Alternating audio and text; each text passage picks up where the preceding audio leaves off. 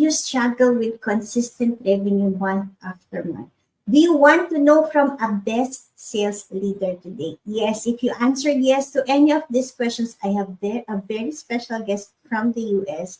Dave is going to share about how can you get effortless sales without breaking the bank. But before I bring Dave on stage, let me introduce myself first. If you don't know me yet, my name is Wanda Tan Kalupig. I am a top 15 LinkedIn expert in Dubai and the number one most influential Filipina on LinkedIn.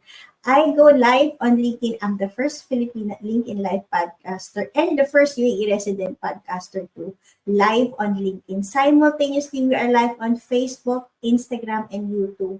And today we're going to talk everything about sales.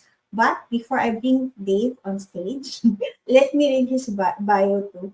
Dave is a dynamic sales leader for over 20 years. Wow. With a proven track record of driving growth across diverse industries, from real estate and SaaS to advertising and marketing. With over 2 decades of experience, starting as a sales representative, then manager, and serving in multiple executive roles, Dave brings a consultative and strategic approach to to every deal. Known for transforming challenging relationships into high-value partnerships, he's closed multi-million-dollar sales, developed global pipelines, and empowered cross-functional teams.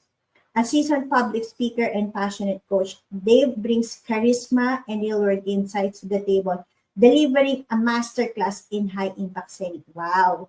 But before I bring Dave, let me tell a story. I always wish that I have somebody with me on the team who can do everything about sales because I am not really a sales expert. I just know marketing. I know accounting because I'm an accountant by profession. So when Dave approached me, it's like an answered prayer for me.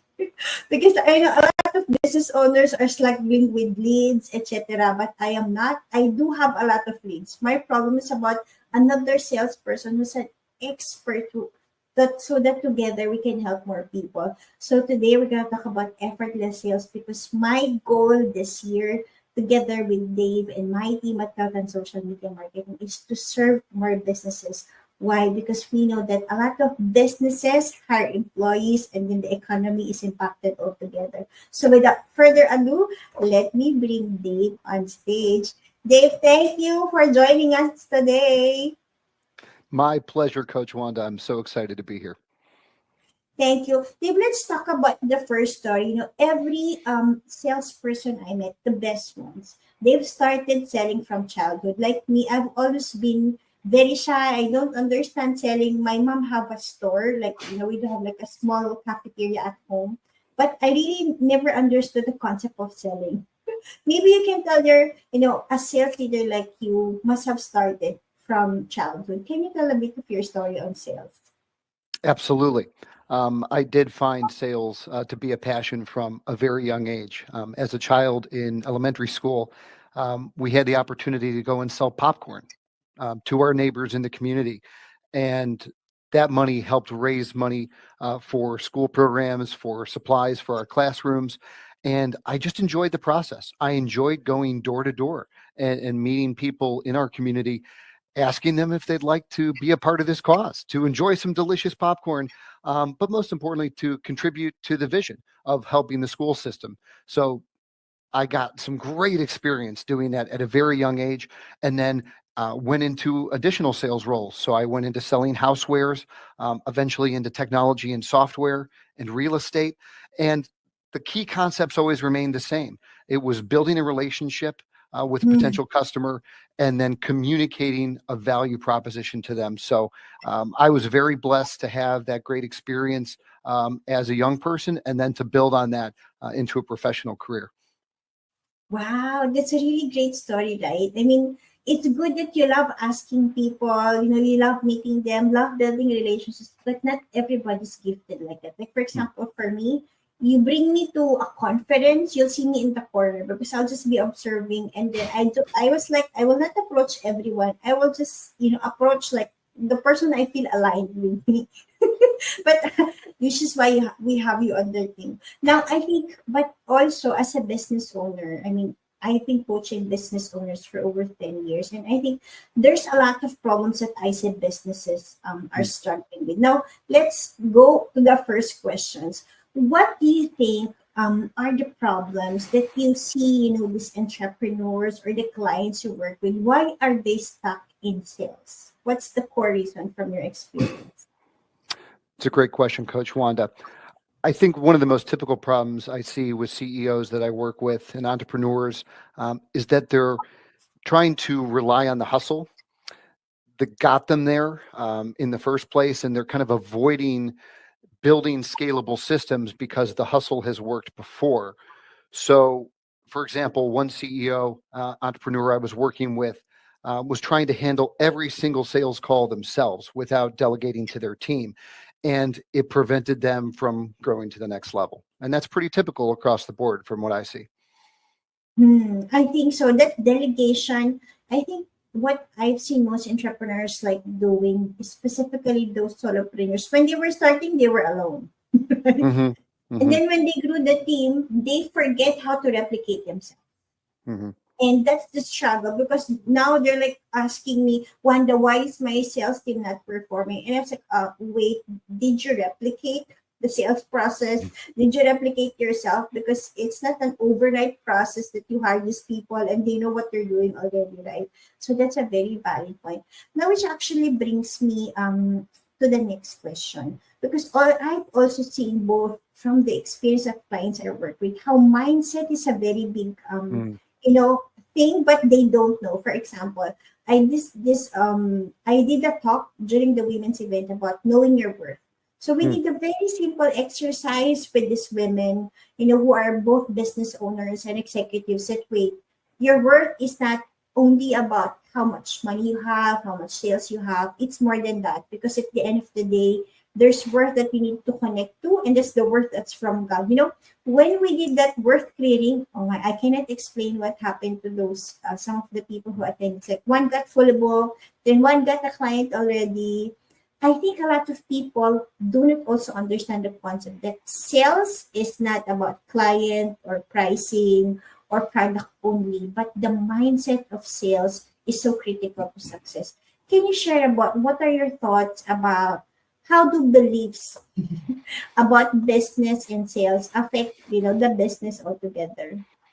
Absolutely. I think you're right. I think the mindset is probably the number one most important thing, and it sets the tone for the entire sales process. And it's natural, I think, for people to be critical of themselves initially. It's a mental block that internally can limit our potential, though. And it's often in our heads. We tend to project our own internal perceptions, whatever they may be, onto others, including potential customers. So we need to recalibrate our perception and accept that we are worthy of success right now. If you're putting in the time, if you're putting in the effort, you are worthy of success right now. And respecting and embracing your own self worth supports the confidence that fuels sales. I can give you some examples, especially in real estate. Uh, I've worked with so many sales associates and realtors, and a number of them, especially ones that are new to the industry, they feel that they don't deserve to succeed because they're still learning the industry specifics. They're new to the game.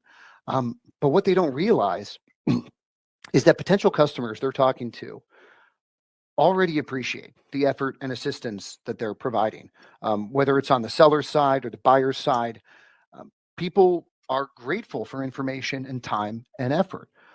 And often they're ready to do a deal, but they need a sales associate that can validate and bring the confidence to the table to close the deal. So, changing that mindset from being critical to being respectful and embracing your self worth from the very beginning, I think that's incredibly important. Wow, I agree with that. I have this one CEO. She's even a real estate sales award. She always have this top sales award. And she was like, Wanda, why is Smile sales top? So we went through what are your beliefs about, selling? She's like, oh, the economy is down. I cannot sell. I was like, why not we? As you said, right? What are the beliefs? Because if your worth is attached to the economy, If the Hmm. result of your sale is attached, then that itself is the problem. But if you just keep it simple, like how you said now, if you're giving the effort and the time now, then sales will come. I think that will simplify everything, and then sales will start coming through. That's a very good. Now I know, Dave, a lot of people struggle with, okay, appreciating time and effort is good, but how do you do it? Like, for example, can you give some example? How can you apply it to yourself? Like, how can you use, is it an affirmation they have to do, or from your experience, what works with the clients to have that quick transformation that, your self-worth is just about your time and effort, and then that confidence will now come. What do you think is the best tip for them to do that? To begin with, I think, starting every session, every day where you're going to go out and engage with potential customers, start by validating your own self-worth. So it's as Mm, simple as walking through some appreciative thoughts about where you've come from, where you are today, and where you want to go. Put things in perspective and be grateful for the opportunities that you have, because every time you talk to a potential customer, it's an opportunity and it's something to be grateful for. So if you start that mindset just from simple mental exercises, thinking about that positive communication that's about to follow, I think it really can frame things and help you build that confidence and start those discussions from a place of true, genuine positivity. I think that's how I like to frame my mental mindset before engaging. I love that you said you need to be grateful itself for the opportunity, because I know a lot of people cannot even do sales call because they're like afraid to be rejected. Hmm. No, I don't want to do sales call one because I might not be rejected. But imagine shifting that perspective of first having, that energy of gratitude because that person gave you the opportunity, right? That itself is a gift. Thank you, Dave. Now, let me move to the other question that I have, because the other thing that I've noticed is that some businesses have been operating for 10, 15 years, but they cannot scale Hmm. because it's not even about the sales process anymore, but it's about the structure. Hmm. Now, what have you seen are, repeatable sales strategy that people can implement either from the beginning of their business, or if they're having problems now, to make sure that they can scale because they have the right structure. Hmm. Absolutely. I think there's a number of approaches to creating structure that can be beneficial, regardless of what industry an individual may be in. So, first and foremost, we need to establish a clear sales process. And that means from lead generation to closing deals, where you can isolate every step and then think about how to optimize it. So it's a very present mental exercise to go through each and every one of those steps. And then what I usually do with clients is take them on to sales training. So if it's just you, that's great to start, but of course you're eventually going to build a team around you. So how can you train yourself and your team to confidently convert leads into high paying clients? That takes extensive training. That doesn't happen overnight, and it takes a process. One of the most important things in the next step that I usually focus on would be performance tracking. And that Hmm. means data driven insights that Yeah. ensure consistent revenue growth. And many people kind of skip that step and Hmm. they move quickly and they don't take time to note each and every data point along the way with a potential lead. And it may be faster, but it's not going to lead to better results because you don't have the insights then, because you can't look at the data if it's not there to glean what information and what modifications you can make. And then finally, Coach Wanda, I would say accountability is huge.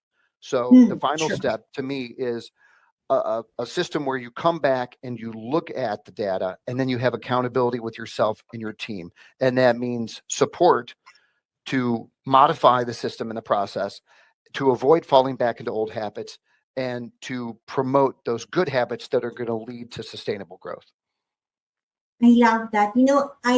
I am having this conversation with a client, and they're like, Wanda, my team have a problem, sales problem. It's like, okay, we can train them. I can do that. I mean, I've done a lot of sales breakthrough training. But I think I was like offering them, together with the training, there has to be coaching and accountability, because that is Mm. when actually everything falls apart. A lot of people think that after the training, everything is okay. But the truth, right, Dave? You need to train people, but you have to track their progress, because whatever applies to you might not apply to them, or they have their own dynamics of how they operate. But I think that is the tracking, is actually the coaching and the accountability, because if nobody checks you, nobody will perform. That's the truth.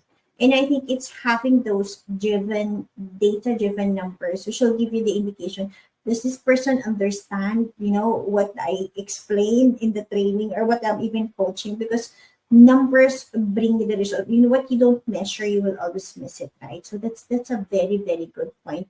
Now, Dave, let me move to the next question. I know a lot of businesses also, they're like burned out. They're like so stressed, so tired. And whenever I have this consulting sessions with them, I was like, they're doing something else, but they should be doing something. Now they're burned out because they're somewhere, and then they're not doing what's supposed to be done. Now maybe you can give some insights. Why is it so that most number one, entrepreneurs are burned out? And I've saw a lot of posts on LinkedIn, the startups, they're like really burning themselves in the process of building the business. What are your thoughts about That's a great question, and it's a reality. People like to glamorize the entrepreneurial lifestyle, and there's awesome benefit to it. And I'm the biggest believer in entrepreneurship, but we do need to be honest that entrepreneurship comes with some challenges, and burnout is a big one. I think it? what happens is a lot of founders, um, entrepreneurs, CEOs, uh, they get caught up in the hustle. The hustle is exciting, and the hustle is necessary. But you can't rely on pure hustle to get to the next level. At some point, if you're relying on referrals or random outreach, if you're creating feast or famine sales cycles, that adds to your stress.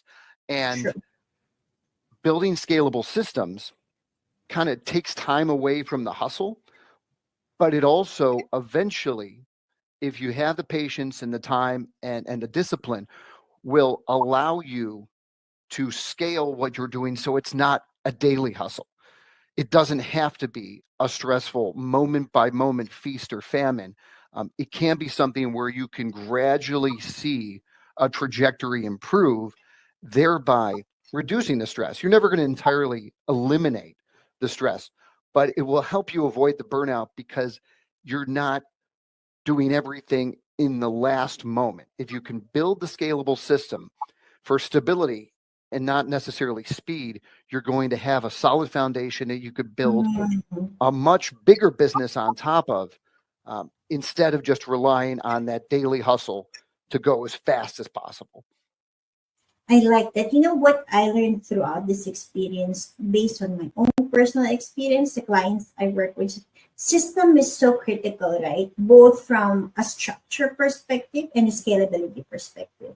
So it's very important now to invest, be it on the right information, the right system, the right process.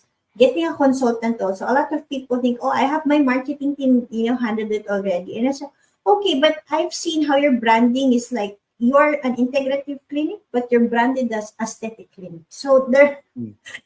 maybe there's marketing, but because the structure is somehow broken, or the system is not fixed, there has to be always alignment, right? Now, Dave, what is your best advice for these businesses to avoid the burnout? What's the first thing that you think they need to do? Well, I'd say the first thing is taking care of yourself.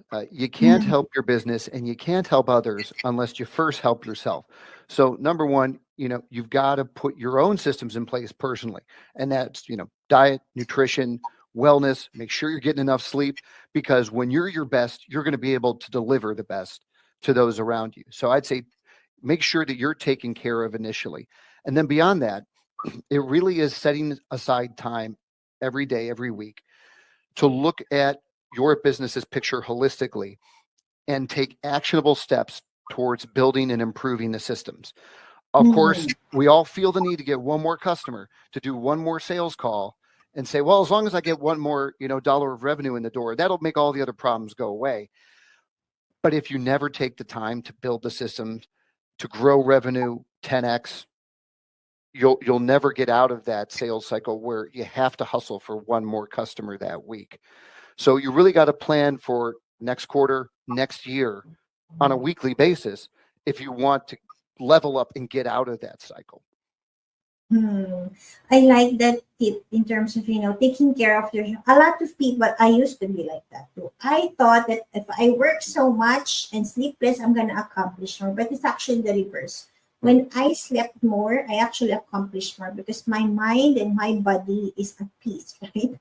Mm-hmm. So I hope people will understand, the importance of it. I've interviewed a lot of people, in the other podcast that I have, how sleep is very important in terms of your overall well-being. Now, in terms of the time, I learned this tool of, no meetings on Friday. I really don't schedule any meeting for Fridays for two things. I'm always calibrating what's working and how can I replicate that? What is not working and how can I change that?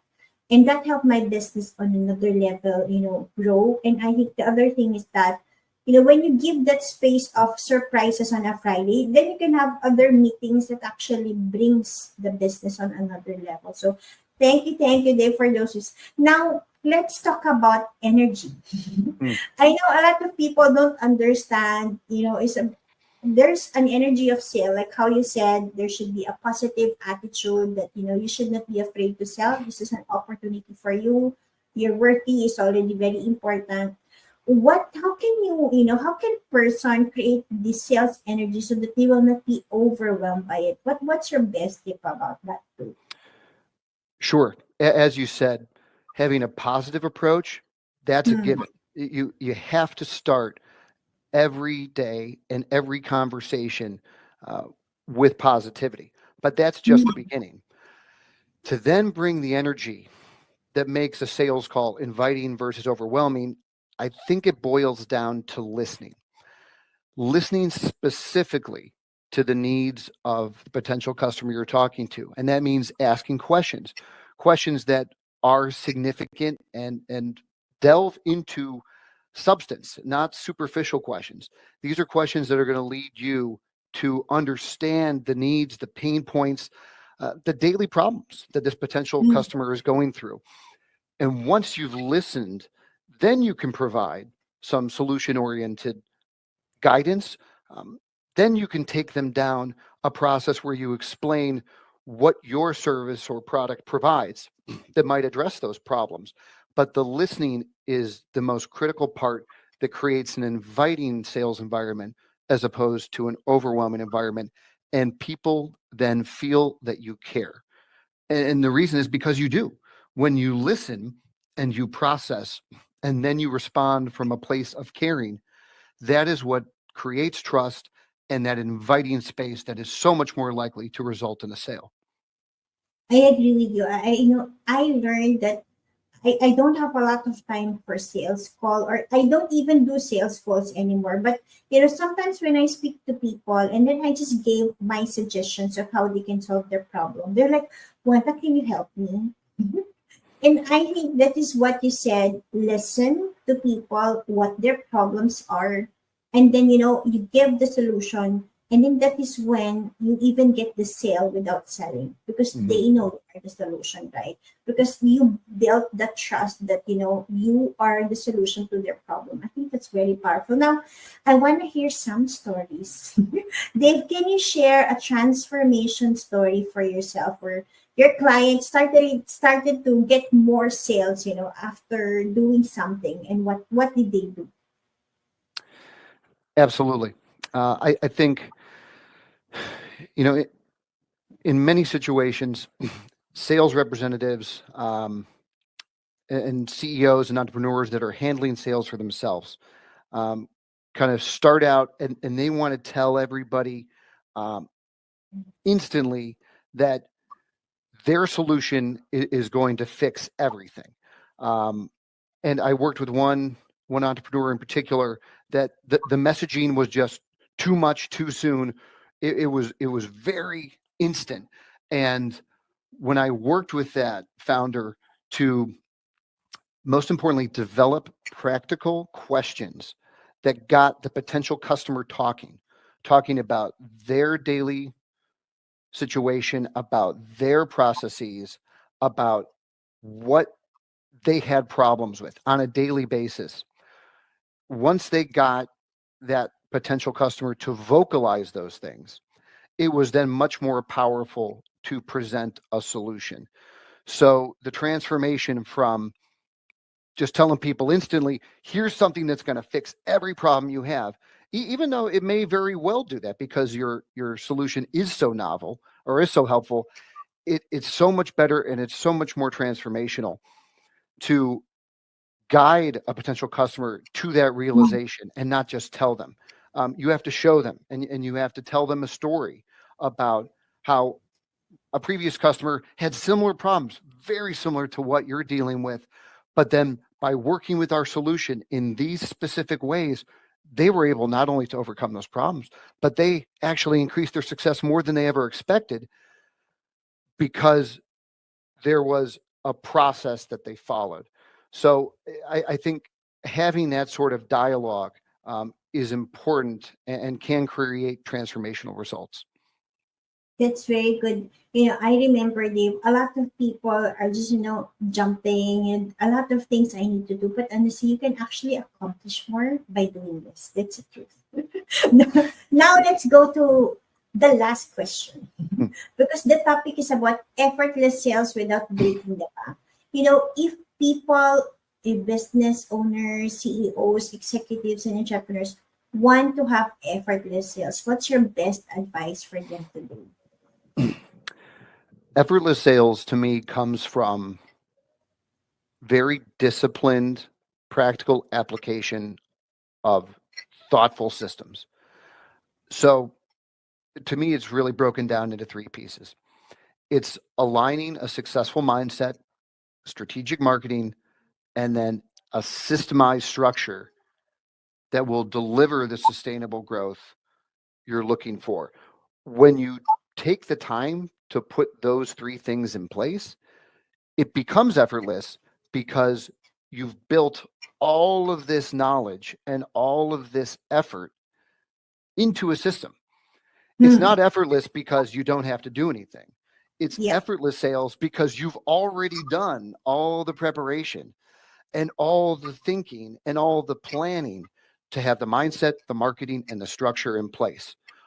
Once those three work together, the sales do come effortlessly, but it's because you put in the expert work to do it. I like that. A lot of people sometimes think, oh, you do my marketing, then bring me clients already. So, wait, let's review your mindset first. I cannot bring you sales like this because if you do have a mindset block, I've seen a lot of businesses like that. So we work first on the mindset. When they have, remove the fear of being in money actually and clients overflow, even without doing the next thing first. Now Mm. the second level is about, how's your marketing message? Because when it's clear, then it's not easier to get more clients, right? And then all the systems and the structure, which will now be sustaining the business to make sure to get consistent clients. So, Dave, with that, I want to thank you for your time today. We're very excited. For anything else related to sales, please ask Dave.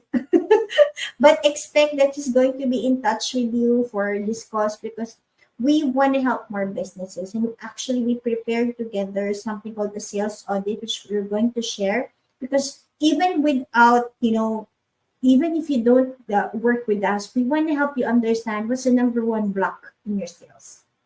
Because no business can succeed without sales. That's the truth. No business can succeed. Marketing is the lifeblood of any company. So Dave and I, together with our team at Kaltan Social Media Marketing, are here to help you. If there are any questions, then feel free to ask us anything. Any last message, Dave? No, just so excited to be a part of these endeavors going forward. And we're all about helping the most people that we can. And that starts by engaging with us. So if you do have any questions, if you have any fears, any concerns, if you're looking for guidance and advice, especially with sales, marketing, and the mindset, please reach out to us. We're ready to help. Thank you, David, again for joining us today. For those who are watching us live on LinkedIn, Facebook, YouTube, or Instagram, thank you, thank you, thank you. Watch to the next episode and send me or David a message if you do have any questions. God bless you. Bye.